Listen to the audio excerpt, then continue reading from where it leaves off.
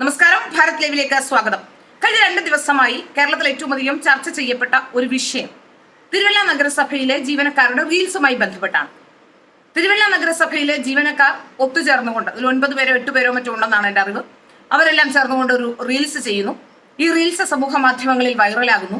അതിനു പിന്നാലെ നഗരസഭാ സെക്രട്ടറി അവരോട് വിശദീകരണം ചോദിക്കുന്നു. അവിടെ നിന്നാണ് ഈ വാർത്ത ഒറിജിനേറ്റ് ചെയ്യുന്നത്.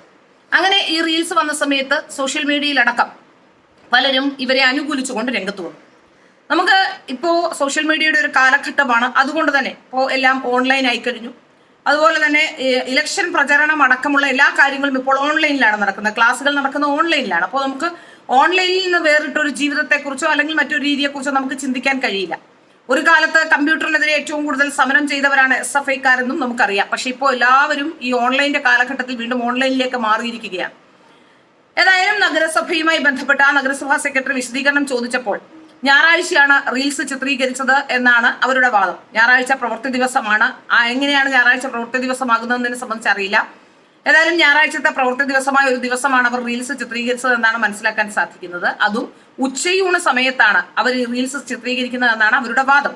പക്ഷെ 12:35 എന്നാണ് ആ റീൽസിൽ കാണുന്ന സമയം ആ റീൽസിൽ കാണിക്കുന്നത്. ഏതായാലും റീൽസ് എടുത്തതിനെ ഒന്നും ഞാൻ എതിർക്കുന്നില്ല. പക്ഷേ ആ റീൽസ് എടുക്കേണ്ടത് അവരവരുടെ വ്യക്തിപരമായ ഇടങ്ങളിലോ മറ്റെവിടെയെങ്കിലോ ആകാമായിരുന്നു എന്നൊരു അഭിപ്രായമാണ് ഈ വിഷയത്തിൽ എനിക്കുള്ളത്. കാരണം ഒരു ഓഫീസ്, അത് ഏത് തരം ഓഫീസായാലും, ഇപ്പോൾ പോലീസ് സ്റ്റേഷൻ മുതൽ നമ്മുടെ നിയമപരിപാലനം മുതൽ അങ്ങേയറ്റം വരെ ഉള്ള പഞ്ചായത്ത് തലം വരെയുള്ള ഓഫീസുകളിലാണെങ്കിലും ഇത്തരത്തിൽ ജീവനക്കാർ അവിടെ എനിക്ക് തോന്നുന്നു എല്ലാം ചെറുപ്പക്കാരായ ജീവനക്കാരാണ്. അതുകൊണ്ട് തന്നെയാണ് എന്ന് തോന്നുന്നു അവിടെ ഒരു പെൺകുട്ടിയാണ് നൃത്തം ചെയ്യുന്നത്. അതുകൊണ്ടൊക്കെ തന്നെ നമ്മുടെ സോഷ്യൽ മീഡിയ വലിയ രീതിയിലുള്ള പ്രതിഷേധമൊന്നും ഉയർത്താതിരിക്കുന്നു. കാരണം എല്ലാവരും ഇന്ന് യൂട്യൂബിലും റീൽസിലും ഒക്കെ തന്നെയാണ്. അതുകൊണ്ട് തന്നെ ആയിരിക്കാം ഒരുപക്ഷെ ഇത്തരം വിവാദങ്ങൾ ഉണ്ടായപ്പോൾ പോലും അവരെ സപ്പോർട്ട് ചെയ്തുകൊണ്ട് ചിലരെങ്കിലും രംഗത്ത് വന്നത്. ഏതായാലും ഇവർ സർക്കാർ ഉദ്യോഗസ്ഥരാണ്. സർക്കാർ ഉദ്യോഗസ്ഥർ ഇത്തരം റീൽസ് ചെയ്യുന്നതിനെയോ അവർക്ക് ആവശ്യമുള്ള റീൽസ് ചെയ്തോട്ടെ, അവരവരുടെ കലാവാസനകൾ പരിപോഷിപ്പിച്ചോട്ടെ, അതിനൊന്നും ഞാൻ എതിരല്ല. പക്ഷെ ഒരു കാര്യമുണ്ട്, ഒരു ഓഫീസിൽ, ഏതൊരു ഓഫീസാണെങ്കിലും ആ ഓഫീസിനൊരു നിയമവും ചട്ടവും ഒക്കെ ഉണ്ട്.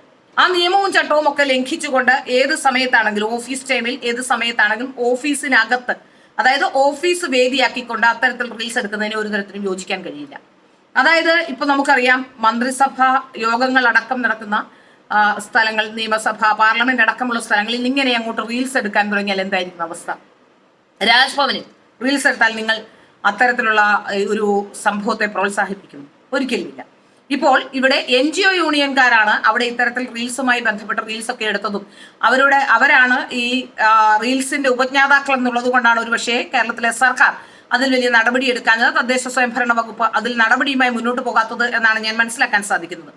അതുകൊണ്ട് തന്നെയായിരിക്കാം എനിക്കത് അങ്ങനെ ഒരു ചിന്ത ഒരുപക്ഷെ രാഷ്ട്രീയത്തിനപ്പുറം, ഞാൻ രാഷ്ട്രീയമൊന്നുമല്ല ഇതിൽ പറയാൻ ഉദ്ദേശിക്കുന്നത്, ഒരു ഓഫീസിൻ്റെതായ ഒരു കോഡ് ഓഫ് കോണ്ടക്ട് എല്ലാ സംവിധാനങ്ങളും ഉണ്ടാകും, ഒരു അച്ചടക്കം ഉണ്ടാകും, ഒരു ഓഫീസിന് ഒരു അച്ചടക്കം ഉണ്ടാകും. അതുമാത്രമല്ല, ഇത് ഇപ്പോൾ ഞായറാഴ്ചയാണ് ജോലി ചെയ്തെങ്കിൽ ഒരുപക്ഷെ ഞായറാഴ്ചയാണെങ്കിൽ ഓവർ ടൈം അവർക്ക് ഡ്യൂട്ടി നൽകിയിട്ടുണ്ടാവും. ആ ഓവർ ടൈമിന് കാശും ഉണ്ടാകും. ഈ സമയത്താണ് അവർക്ക് പണവും ലഭിക്കും, സാലറി അവരുടെ ലഭ്യമാകുന്നുണ്ടാവും. ഈ സമയത്താണ് ഈ റീൽസ് എടുക്കാൻ ഇവർ സമയം കണ്ടെത്തിയത് എന്നുള്ളതാണ് ഏറ്റവും പ്രധാനപ്പെട്ട കാര്യം. എല്ലാവരും പറയുന്നത് വളരെ ഭംഗിയായി ജോലി ചെയ്തുകൊണ്ടാണ് അവിടെ എല്ലാവരും റീൽസ് എടുക്കുന്നതെന്നാണ്. ആരാണ് എന്താണ് ജോലി ചെയ്യുന്നത്? ഒരു ഫയൽ എടുത്തുകൊണ്ട് അങ്ങോട്ടും ഇങ്ങോട്ടും ഓടി നടന്ന് ഇവർ റീൽസ് കളിക്കുന്നതല്ലാതെ അവിടെ ജോലി എടുക്കുന്നു എന്നുള്ള വാദമൊക്കെ ബാലിശ്യം തന്നെയാണ്.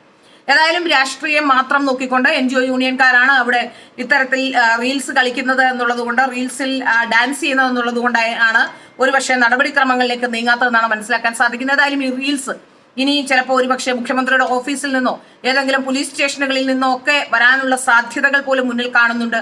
ഒരുപക്ഷെ രാജ്ഭവനിൽ നിന്നൊക്കെ ഉണ്ടാവാം ഇത്തരത്തിൽ റീൽസുകൾ ഉണ്ടാവാനുള്ള സാധ്യതയുണ്ട് എന്നാണ് മനസ്സിലാക്കാൻ സാധിക്കുന്നത്. ഇനിയിപ്പോൾ ആർക്കും പേടിക്കാതെ റീൽസ് എടുക്കാം. എന്തെങ്കിലുമൊക്കെ തൊടുന്യായങ്ങൾ, എന്തെങ്കിലും മുട്ടാപ്പൊക്ക് ന്യായമൊക്കെ പറഞ്ഞാൽ ഒരു പ്രശ്നവും ഉണ്ടാകില്ല എന്ന് സാധാരണക്കാരന് കൊടുക്കുന്ന സന്ദേശം കൂടിയാണിത്. അതുകൊണ്ട് തന്നെയാണ് ഞാൻ ഈ റീൽസിനെതിരെ, അതിൻ്റെ ഒരു അച്ചടക്കത്തെ ബാധിക്കുന്ന കാര്യം തന്നെയാണ്. ഒരു സർക്കാർ ഉദ്യോഗസ്ഥരുടെ ആ ജോലി സ്ഥലവുമായി ബന്ധപ്പെട്ട്, ജോലി സ്ഥലത്തിന് അപ്പുറത്ത് അവരെന്തും ചെയ്തോട്ടെ, പക്ഷെ ജോലി സ്ഥലവുമായി ബന്ധപ്പെട്ടുള്ള അച്ചടക്ക ലംഘനം തന്നെയാണ് ഈ റീൽസിന് പിന്നിലെന്ന് വ്യക്തമാവുകയാണ്. ഏതായാലും അതിനെതിരെ നടപടി എടുത്തില്ല എന്നുള്ളതും ഏറ്റവും പ്രധാനപ്പെട്ട കാര്യം തന്നെയാണ്. എന്തുകൊണ്ടാണ് അത്തരം ഒരു വിഷയത്തിൽ നടപടിയെടുക്കാത്തത് എന്നത് രാഷ്ട്രീയപരമായി മാത്രമാണ് എന്ന് മനസ്സിലാക്കാനും സാധിക്കുന്നത്.